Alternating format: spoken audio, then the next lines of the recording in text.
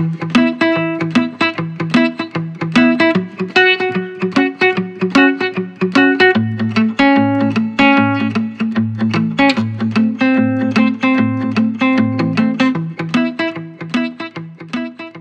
매주 화요일에 찾아뵙는 화요일 변호사 김 변호사. 안 변호사입니다. 네, 안 변호사님 혹시 잡 호핑족이라고 들어보셨나요? 당연히 들어봤겠죠.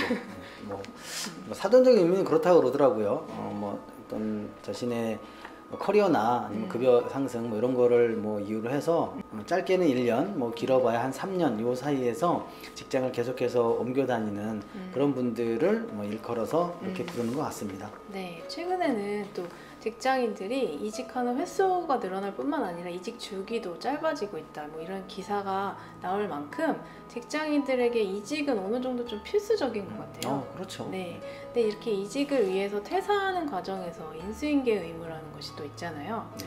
네, 최근에 인수인계 의무 관련해서 사용자와 근로자 간의 분쟁이 조금 많아지고 있는 것 같은데 오늘은 저희가 이런 인수인계 의무와 관련된 분쟁에 관해서 얘기해보고자 합니다. 네, 그럼 이런 인수인계 의무라는 거는 사실 법에서 규정하고 있진 않잖아요. 그렇죠. 네, 그럼 어디에서 발생하는 것인가요?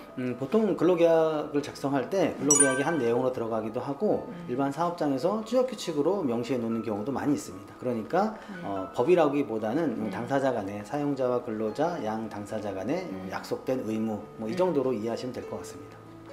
네, 그렇습니다. 이렇게 근로자가 자신이 담당하던 업무가 어디까지 진행되었는지 또 어떤 방식으로 진행되었는지 다음 근로자에게 알려주지 않으면 사실 업무 공백이 생기기 때문에 이런 인수인계 의무를 명시해두고 있는 것인데 특히나 뭐 프로그램 개발자라든지 이런 특별한 기술이 필요한 업무라든지 혹은 소규모 사업장의 경우에 해당 업무를 담당하는 사람이 퇴사자 1인인 경우에 그 퇴사자가 나가게 되면 업무 공백이 더 심해지잖아요. 그래서 이런 회사에서 특히 취업규칙이나 근로계약으로 이러한 인수인계 의무를 근로계약에 명시하는 경우에 주로 어떤 내용을 기재해 놓나요? 어떤 뭐 세부적인 내용을 다 정리해서 약정해 놓는다기보다는 보통 기간, 뭐 언제 정도의 기간을 갖고 인수인계를 해라. 그리고 방식은 어떤 방식을 통해서 업무에 인수인계를 하라. 이 정도로 뭐 언급해 놓는 경우가 대부분인 것 같습니다.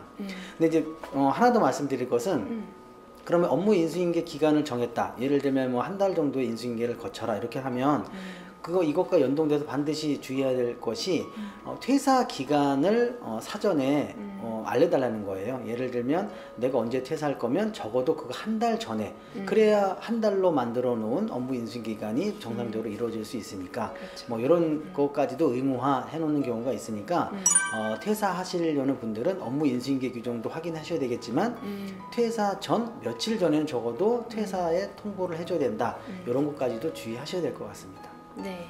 근데 이렇게 회사가 사용자가 일방적으로 이제 인수인계 기간을 산정해 놓는 경우에 과도하게 인수인계 기간을 길게 두는 경우에는 자칫하면 근로자에게 근로를 강요하는 것이 될 수 있잖아요.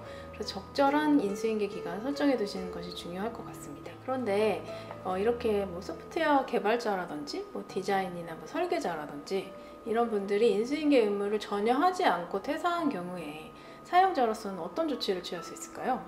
당연히 그런 경우에는 회사를 운영하는 입장에서는 손해가 발생할 수밖에 없습니다. 뭐 손해의 형태가 여러 가지가 있겠지만 업무 공백으로 인해서 누구를 뭐 대체 인력을 투입하는 경우에 들어가는 추가 비용 또는 그 업무가 제때 이루어지지 않음으로 인해서 거래처나 여러 클라이언트들에게 물어내야 되는 뭐 손해가 발생할 수도 있고 이런 여러 가지 형태의 손해가 발생하는 경우에 그렇게 업무 인수인계를 불성실하게 하고 퇴사한 직원분들에게는 민사적으로 당연히 손해배상 청구가 가능하죠. 네.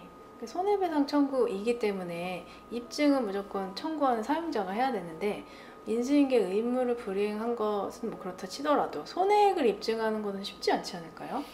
네, 그렇습니다. 퇴사한 근로자가 인수인계를 제대로 했냐 안 했냐 이건 크게 어렵진 않은데 경우에 따라서는 뭐 그렇지 않을 수도 있습니다. 뭐 예를 들면 인수인계 방식을 다 정해놓지 않은 데에서는 뭐 인수인계 방식을 어떻게든 인수인계만 하면 되는 거기 때문에 근로자는 인수인계를 다 마쳤다고 하고 인수인계를 받았다고 하는 그 대상자는 인수인계를 받은 적이 없다고 하면 그것조차도 입증의 대상이 되는 경우가 있습니다. 물론 크게 어렵진 않겠지만 근데 정작 진짜 중요한 것은 그렇게 해서 인수인계를 제대로 이행하지 않아서 회사가 어떻게 손해를 봤다. 그리고 손해액은 얼마다. 이것을 사용자가 다 입증을 해야 되는데 그것은 쉽지 않습니다.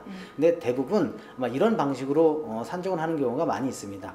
예를 들면 업무 인수인계가 제대로 이루어지지 않아서 업무 공백이 생겼다. 그래서 거기서 발생하는 뭐 추가 비용이 들어갔다 라든지, 아니면 업무 인수인계가 제대로 이루어지지 않아서 외부의 어떤 바이어라든지 클라이언트들에게 일정 부분 손해배상을 받았다. 그런 부분이라든지 이런 과정을 통해서 손해액을 입증해낼 수 있을 것입니다.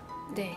그런데 이렇게 손해액 입증이 어렵다 보니까 사연자분들께서 근로계약 체결할 때 근로계약서에 이런 인수인계 의무를 위반할 때 손해를 얼마로 한다, 이렇게 손해액까지 정해놓으면 되지 않을까 이렇게 생각하실 수도 있는데, 근로기준법 20조에서는 근로제공 불이행으로 인한 위약금이나 손해배상액을 미리 예정해 놓는 것은 금지하고 있기 때문에 인수인계 의무 불이행에 따른 손해액수를 정해서 근로계약서에 작성하시는 것은 효력이 없다는 것은 좀 참고해 두셨으면 좋겠습니다.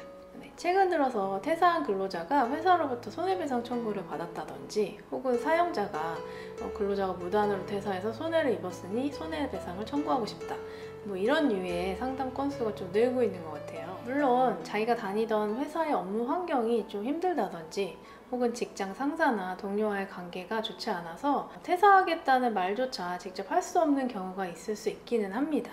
그렇지만 자신에게 주어진 의무를 다한 이후에야 타인의 의무 위반이나 또 잘못에 대해서 지적할 수 있는 자격이 생긴다는 점은 좀 명심하시고, 떠난 자리가 아름다워야 된다는 말도 있잖아요. 그렇죠. 네, 그런 말처럼 자신이 떠난 자리가 아름다운지, 또 어떻게 하면 아름답게 떠날 수 있는지 이번 영상을 계기로 한번 생각해 보셨으면 좋겠습니다.